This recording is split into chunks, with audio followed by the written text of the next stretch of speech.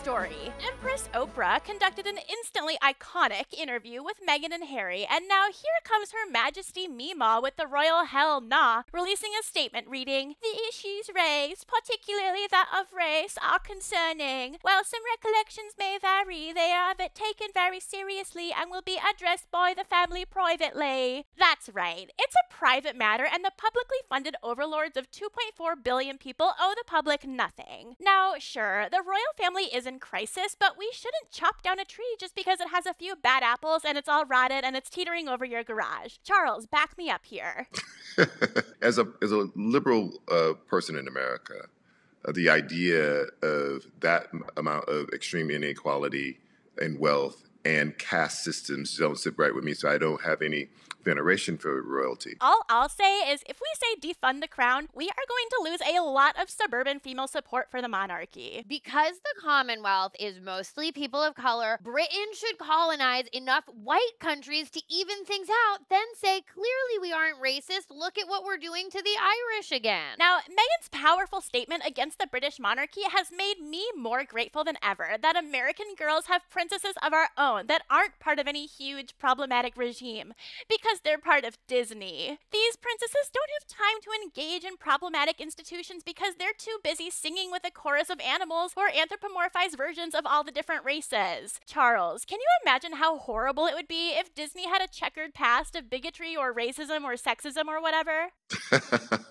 We can't, in America, pretend to have any sort of superiority on this issue because we have all sorts of race problems, even in our fictional depictions that we present to children. Disney movies are merely a reflection of our society, which has allowed a few wealthy families with racist histories to build massive intergenerational influence, giving them just as much cultural power and moral invincibility as a British monarchy. The Bushes, the Kennedys, the Clintons, the Kardashians. Oh my God, imagine if Kim and Jeb got married and then their kids got married. We wouldn't have to vote for 1,000 years. I am here for it, honey. Yes. Big same, big same. Moving on. Certain haters are trying to take away our only mechanism to hold the powerful accountable now that state legislation has made voting a capital felony. That's right, cancel culture is under attack.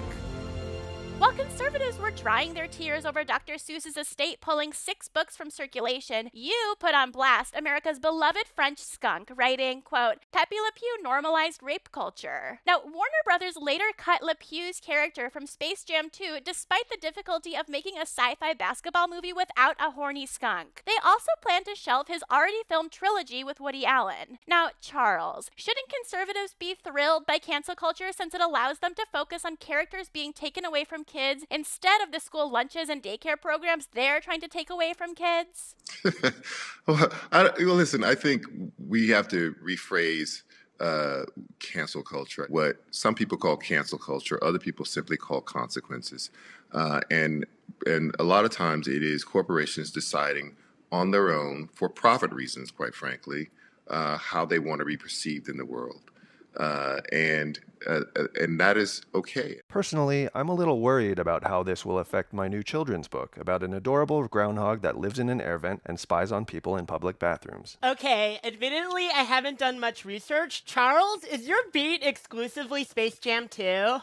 No, it's not. Come on, Otter. Obviously, he also talks about the original Space Jam. Now, we've dished a lot about how America is essentially a racist wasteland, but let's talk about another topic entirely: the racist attacks on Asian Americans. Here's President Joe Biden taking a break from promising Joe Manchin all the riches his heart could desire to address the issue. Today, I'm directing federal agencies to combat resurgence of xenophobia, particularly against Asian Americans and Pacific Islanders, that we've seen skyrocket during this pandemic.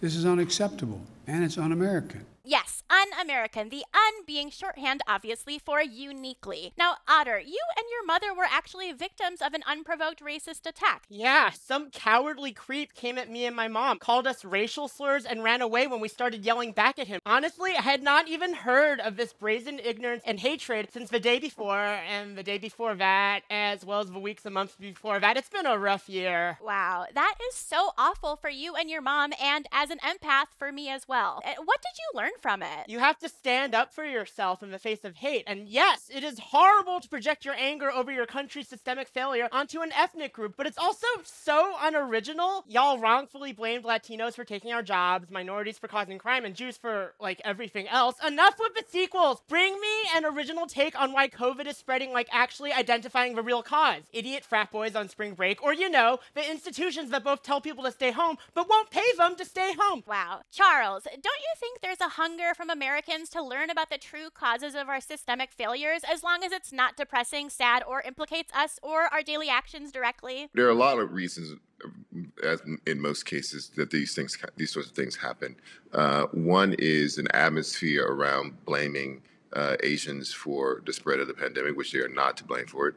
There's also, though, a tremendous stress that the pandemic has caused in society. And so we see a lot of more violence. We see a lot more gun violence, a lot more manifestations of that stress of the pandemic and the economic stress that it caused and the social isolation. And all of those things are combined in creating an atmosphere where there's a lot of violence and threats. Wow, Charles, I just Googled you. You're amazing.